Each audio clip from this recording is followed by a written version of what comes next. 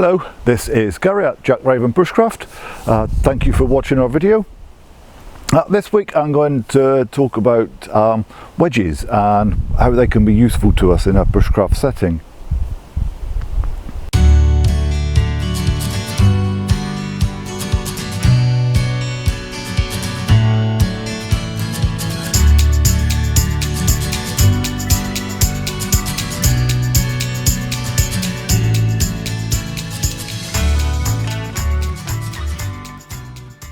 So second week of September, and though it's a little overcast, it's actually surprisingly warm today, hence down to t-shirts.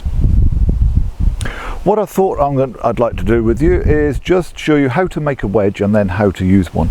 So wedges are really useful. So they come into their own, particularly for knife work and axe work.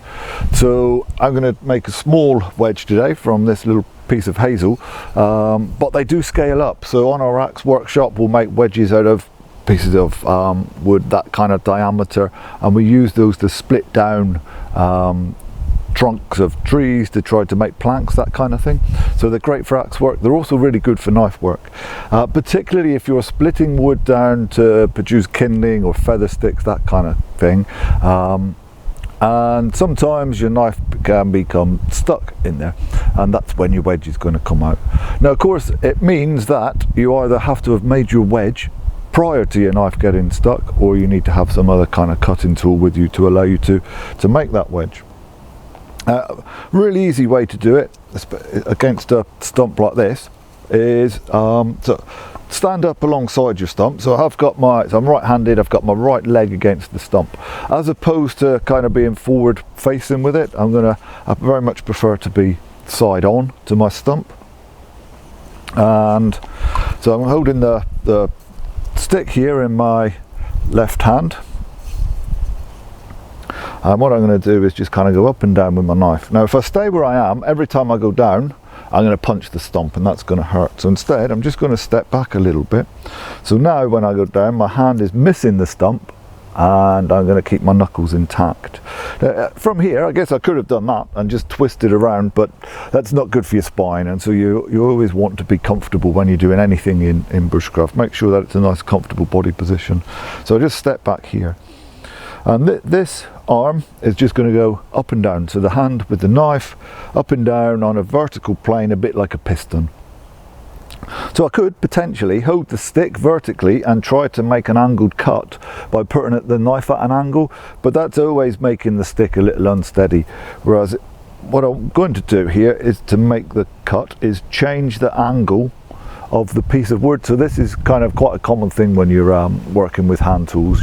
Instead of changing the angle of the tool, you change the angle of the piece of wood that you're working with, the materials that you're working with. So here I can just kind of go straight down. Right, so part of the secret of this is about getting the angle right between the knife and the piece of wood. So if I've got to do the other side, no, say for instance I've got the angle like this, so you can see the knife's almost on a vertical here. That's never going to move. That's always going to be really tricky. As soon as I put the knife more so that the bevel of the blade here is almost flush against the piece of wood, that's going to allow me to take off those nice slithers of wood, so just slice them off. So it is much easier to take off many small pieces of wood than it is trying to take off a couple of big ones. So as I say, it's just kind of, it's a nice little thing to practice, because it's going to allow you to develop those knife skills. There we go. So there's our wedge, and I'm just going to take the corners off there like so. So can you see it's a nice long taper on this as well, so potentially this is going to have to fit into a small crack. This end I'm just going to go, if I turn sideways here, I'm using a thumb push to just take the corners off the top of this. So I'm just putting a little chamfer all the way around basically, and the purpose of that chamfer is so that when I come to hit this in a minute, it's going to stop it, or it's going to at least reduce the amount of kind of flaying out that it does, splaying out that it does, so it's not going to quite mushroom as much. So there's my wedge all ready to go. What I've got here, a little piece of wood that I'm going to now try to get my knife stuck in so that we can see what's going on. So this time, knife's in my left hand, because I need the coordination in this one, my right hand. That's going to be holding a stick to bash up and down. Note the position of my knife. So the knife is running parallel to my body. So the hands, think about riding a push bike basically, that's your hand position. So now, if the knife comes out suddenly, it's going to go that way, so across my body. If I've got the knife like this as a batten down, for one thing, it's really not a particularly comfortable body position. It's not really ergonomic. But here, if the knife comes out suddenly, it's a chance that it could come in towards my leg. So as I say, I'm holding the knife, parallel with my body. There's only a little gap here between the handle and the edge of this piece of wood. So I've got plenty of tip poking out on the end of it there. So I'm just going to whack this with this piece of wood. And there we go. So imagine at this point, my knife has now become stuck. I can't move that down anymore.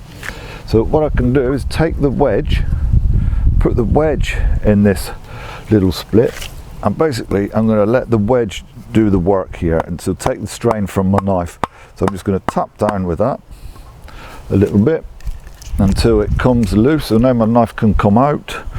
So pop that back in the sheath, continue with the wedge, and I'm just going to whack that downwards, and there we go. So you can see there, hopefully guys, that a wedge is a really useful thing for us there. It's just going to take the strain off your knife, and in those circumstances where it might just get jammed in there, it's going to allow you to kind of force the wood apart and get your knife out. So hopefully that's been useful to you. Hopefully it's something that you can take with you on your own bushcraft adventures. We're hoping to get more content out next week. In the meantime, stay safe, take care.